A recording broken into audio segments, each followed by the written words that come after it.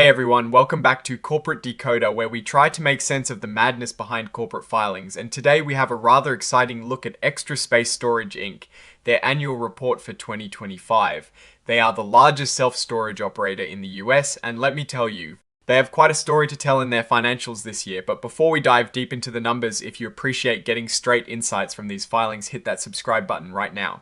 We also have a growing community over on Discord, linked in the description below, so come join the conversation there. Alright, so Extra Space Storage, or XR as you'll see them traded, has dropped their annual report. And for the year ending the 31st of December 2025, they are showing us a picture of a company that's definitely moving and shaking. When we look at their total revenues, we see they brought in $3,377,542,000. That might sound like a lot, and it is. But what does it mean? Well, it's a 3.7% increase from the prior year. That does sound small, but let's see where that came from. The biggest piece of that revenue pie always comes from property rental, and that grew by about $91 million. This growth is mainly fueled by acquiring more stores. That is key strategy for them. They acquired 76 wholly owned stores in 2025. That's a big expansion, and while they sold off 37 stores, you can see where the net growth is coming from. Then they have tenant reinsurance, the business of insuring the goods people store in their units. That segment also grew by about $20 million. This is directly tied to the expansion we just talked about. More stores means more opportunities to offer this service. Management fees are also up. This is from managing properties for other people. The more properties they manage, the more fees they collect. They are managing 1856 stores for others now compared to 1575 last year, so that's a solid increase there as well. But growing a business costs money. Their total expenses went up by about $32 million to $1,888,541,000. Now this might seem like a lot, but let us break down what's driving that. Property operations expenses are up by a significant $86 million. This makes sense. When you buy more stores, you obviously have more costs like maintenance, utilities, and taxes for those new locations. They also saw an increase in property taxes, payroll, and repair costs. General and administrative costs also climbed by about $18 million. A big chunk of this increase is related to stock compensation for their executives, including some accelerated costs because of retirement. Now here is an interesting one. Depreciation and amortization expense actually went down by almost $68 million.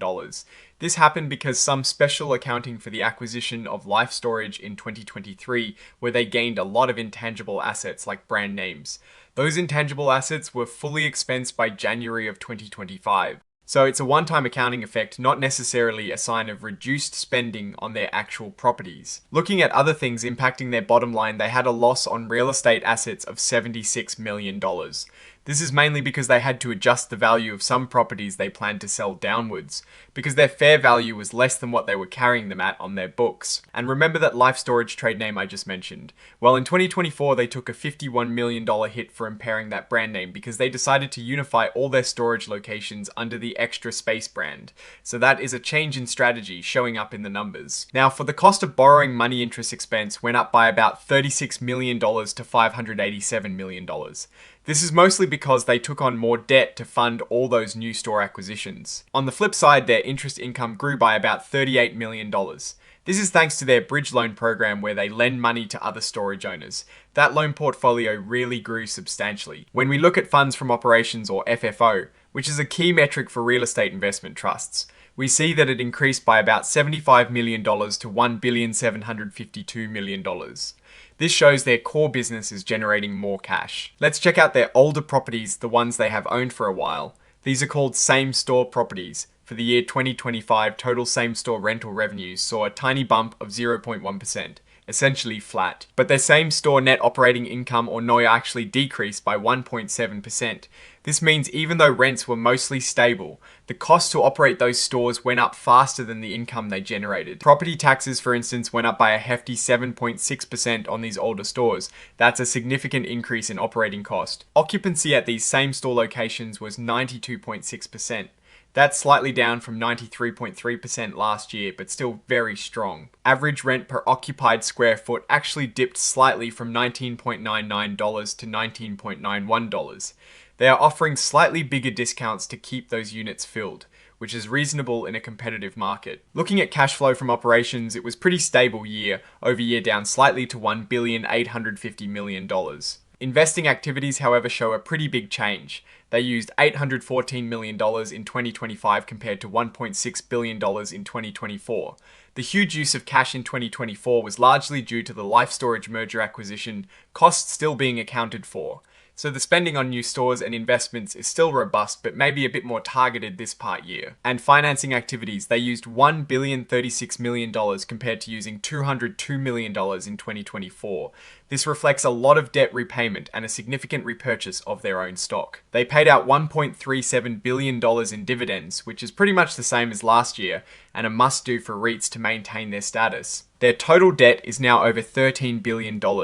This is a significant amount of leverage. Now here is something good for managing risk. 82.1% of their debt is fixed rate, meaning its interest cost stays the same even if market interest rates go up. That is a smart financial move. When they talk about fair value measurements, especially for their derivative instruments like interest rate swaps, they usually use market data that is observable. This is good as it means the valuations are pretty reliable. Their auditor Ernst & Young says the financial statements are presented fairly, and they also gave a clean bill of health to the company's internal controls over financial reporting. Now when they acquire new properties, especially that big Life Storage deal, they have to allocate the purchase price to all the assets they bought, like land buildings and any intangible things. This involves a lot of estimates and judgments from management, especially when valuing land based on market data and buildings based on replacement cost. It's subjective but standard practice in these deals. Their core real estate assets are valued at pretty much $25 billion. That is the heart of their business. And within that, buildings and other intangible things make up the bulk of that value, over $23 billion. They also have intangible assets related to tenant relationships valued at over $334 million. Think of this as the value tied to existing customers who tend to stay for a long time. Extra Space Storage Inc. The parent company's equity is about $13.4 billion. This is what is truly owned by the shareholders. They also show non-controlling interests in their operating partnership and other ventures totaling $837 million. This represents the portion of their business that other people own. Net income attributable to common stockholders was $973 million, which is a good increase from last year. This means the company is becoming more profitable for its owners, and earnings per share on a diluted basis came in at $4.59. That is a solid increase from $4.03 last year. They have these preferred operating partnership units, and the value held by others is $53 million. Now, the company is a REIT, so it generally doesn't pay federal income tax on profits.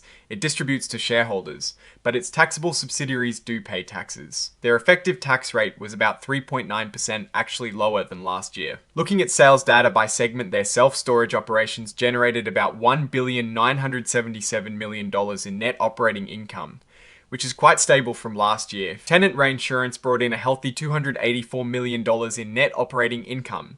Now let's zoom out and give our take on Extra Space Storage. The company is still growing by buying up more storage facilities, which is a solid strategy for them in an industry that has room for consolidation. Their financials for 2025 show healthy growth in revenues and what looks like growing profitability even with higher expenses and interest costs.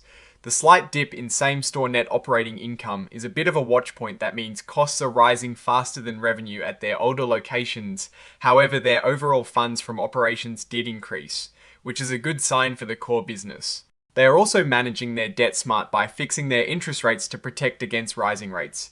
The big challenge they faced with the Life Storage merger integration seems to be mostly behind them, with the brand unification and intangible asset write-downs largely accounted for. The risks they mention, like economic downturns and competition, are always there, but their strong market position and continuous expansion strategy seem to be holding up well. They are a dominant player and seem to be executing their growth plan effectively. Overall, Extra Space Storage looks like a stable, well-managed company in a growing sector. Alright, that is our deep dive into Extra Space Storage Inc. It's 2025 annual report. What do you think about their growth strategy and their financial health? Do these numbers give you confidence or raise any red flags? Let us know your thoughts in the comments below. If you found this analysis helpful, give this video a thumbs up and subscribe for more breakdowns like this, and definitely come join us on Discord linked in the description. Thanks for watching, see you next time.